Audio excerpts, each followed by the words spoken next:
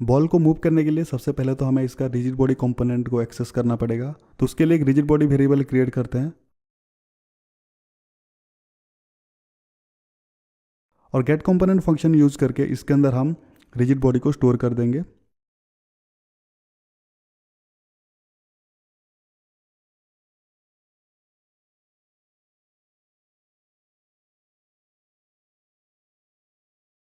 Player कितना speed से move करेगा उसको डिफाइन करने के लिए हम एक वेरिएबल क्रिएट करेंगे मूव फोर्स। प्लेयर के अंदर हम कितना फोर्स अप्लाई करेंगे यहाँ से हम उसको सेट कर सकते हैं। जितना ज़्यादा हम फोर्स लगाएंगे बॉल उतना स्पीड से मूव करेगा। यहाँ पर क्योंकि हम फोर्स के थ्रू बॉल को मूव करने वाले हैं इसलिए मैं यहाँ पर फोर्स वर्ड यूज़ कर रहा हूँ। फोर्स तो लगेगा लेकिन वो कौन सा डायरेक्शन में लगेगा उसको भी हमें डिफाइन करना पड़ेगा। उसके लिए हम दो फ्लोट वेरिएबल डिक्लेयर करेंगे एक्स इनपुट और जेड इनपुट।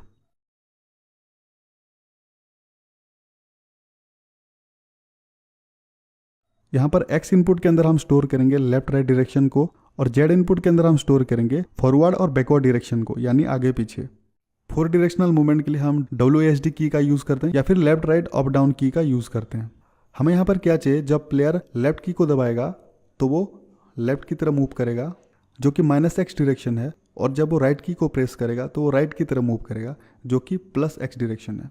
ठीक उसी तरह जब वो अप की को प्रेस करेगा तो वो आगे की तरफ मूव करेगा जो कि पॉजिटिव z डायरेक्शन है, और जब वो डाउन की को प्रेस करेगा तो वो पीछे की तरफ मूव करेगा जो कि नेगेटिव z डायरेक्शन है। ठीक है, अब इन वैल्यूज़ को हम x इनपुट और z इनपुट के अंदर कैसे स्टोर करेंगे वो देख लेते हैं।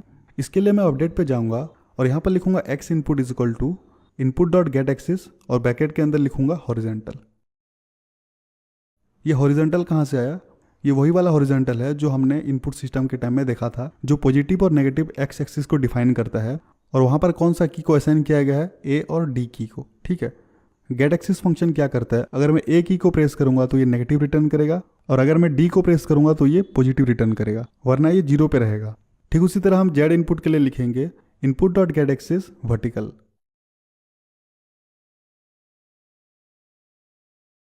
यहाँ पर वर्टिकल भी वही वाला वर्टिकल है जो इनपुट के अंदर डिफाइन किया गया है। ये किसको डिफाइन करता है, पॉजिटिव और नेगेटिव y एक्सिस को।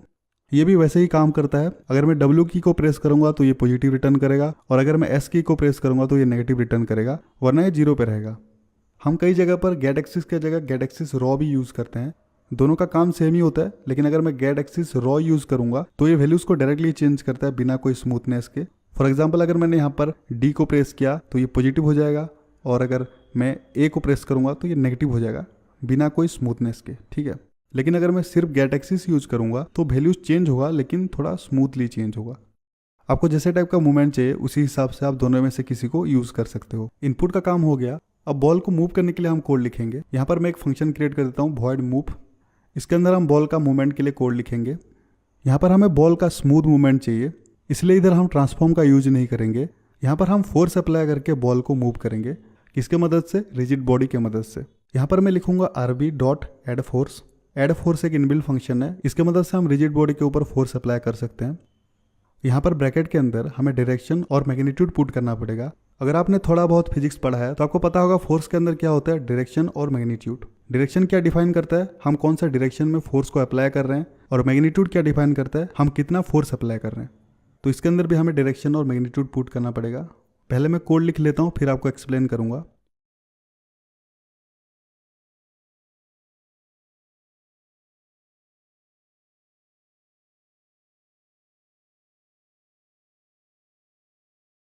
यहाँ पर हम डायरेक्शन के लिए वेक्टर 3 यूज कर रहे हैं, लेकिन मैंने यहाँ पर न्यू वेक्टर 3 क्यों लिखा, क्योंकि इनपुट का वैल्यू हमेशा चेंज हो रहा होगा। कभी प्लेयर लेफ्ट की तरफ मूव करेगा, कभी राइट की तरफ मूव करेगा, तो कभी आगे या फिर पीछे, तो हर बार डायरेक्शन चेंज हो रहा है, इसलिए हम इधर न्यू वेक्टर 3 यूज कर रहे हैं। इसका मतलब जब भी फोर्स अप्लाई होगा तो हर बार ये उसको एक नया डायरेक्शन देगा प्लेयर का इनपुट के हिसाब से। यहाँ पर हमने एक्स इनपुट और जेड इनपुट को पुट किया और y को 0 रखा है, क्योंकि हमें सिर्फ लेफ्ट राइट और आगे पीछे मूवमेंट चाहिए। और आखिर में यहाँ पर हमने मूव फोर्स को मल्टीप्लाई किया है। मूव फोर्स जितना ज़्यादा होगा उतना ज़्यादा फोर्स अप्लाई होगा। मूवमेंट के लिए हमने फंक्शन क्रिएट कर दिया। अब इसको कॉल कहाँ पर करेंगे, अपडेट के अंदर।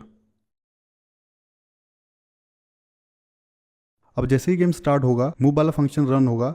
अगर x और z दोनों का इनपुट 0 है तो कोई फोर्स अप्लाई नहीं होगा, वरना डायरेक्शन के हिसाब से ये फोर्स अप्लाई करेगा। अब इसको सेव करते हैं और प्ले करके देखते हैं। मूव फोर्स का वैल्यू को सेट कर लेते हैं। एक काम करते हैं, 5 पुट करके देखते हैं।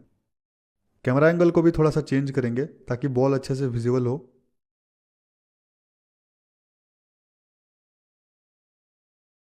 अब इसको प्ले करके देखते हैं। हम बॉल को मूव करने के लिए WSD की का यूज़ कर सकते हैं या फिर एरो कीज़ का यूज़ करके आगे पीछे लेफ्ट राइट मूव कर सकते हैं।